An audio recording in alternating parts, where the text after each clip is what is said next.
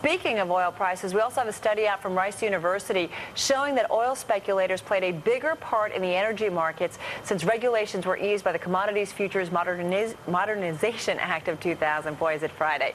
For more on the role of speculators, we turn to Amy Jaffe. She's a fellow in energy studies at Rice University's Baker Institute, and she joins us live from Houston. Amy, good afternoon. Good afternoon. So let's talk about this study you did. What did you guys find out?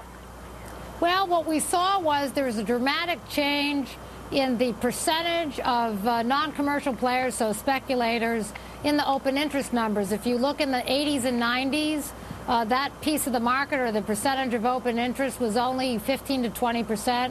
When you start getting to after the Commodities Act in 2000, the proportion starts to rise, and in these last 2 years when we were seeing such big market moves, speculators were over 50% of the open interest in the market. Now, Amy, as you know, this topic, this area has certainly come under a lot of discussion in Washington, and there's been committees looking into it and hearings and so on. What's come out of your study that maybe the folks in Washington are missing?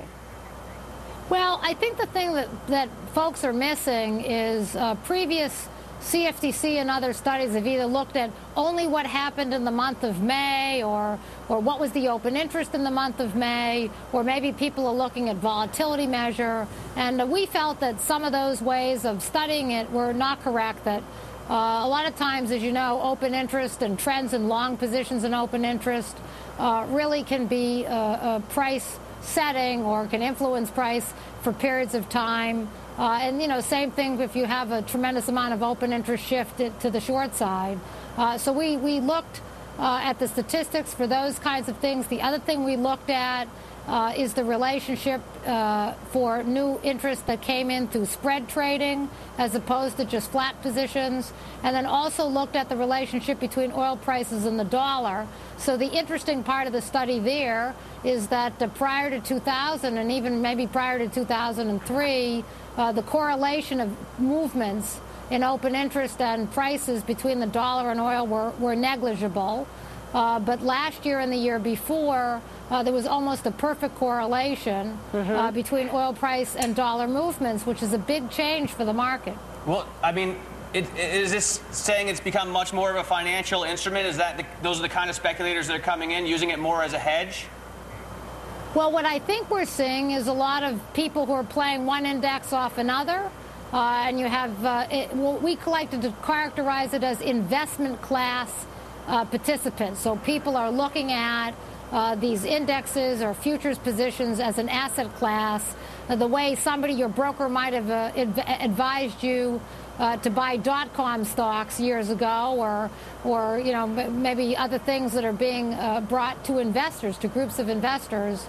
And it's not the underlying purpose originally, of course, of commodity markets and futures markets was to facilitate hedging and industry price setting, using it as a price discovery mechanism. So, Amy, is there something that, in terms of the lawmakers and the legislators that have been looking at this, I mean, something that you think that they really need to be doing at this point when it comes to speculators in the oil market and getting a better control of it?